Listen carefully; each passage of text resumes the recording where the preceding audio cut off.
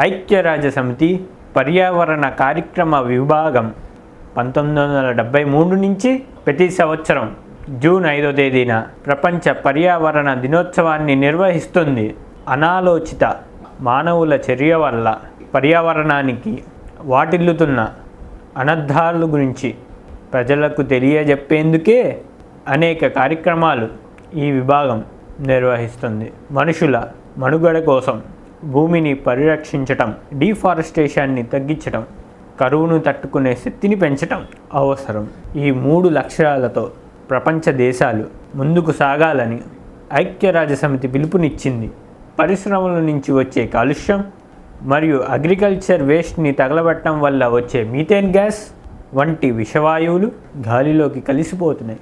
ఇవన్నీ global వార్మింగ్కి దారితీస్తున్నాయి.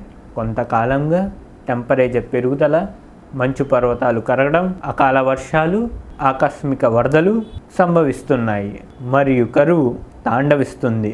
Environmental ప్రొటెక్షన్కు దేశ విదేశాలు తీసుకుంటున్న చర్యలు ఆశించిన స్థాయిలో ఉండటం లేదు. అందుకే గవర్నమెంట్తో పాటు కార్పొరేట్, వాలంటరీ ఆర్గనైజేషన్, ప్రజలు పర్యావరణ పరిరక్షణకు తమ వంతును కృషి చేయాలి. సమయం మించిపోకముందే ప్రకృతిని పరిరక్షించుకోవాలి.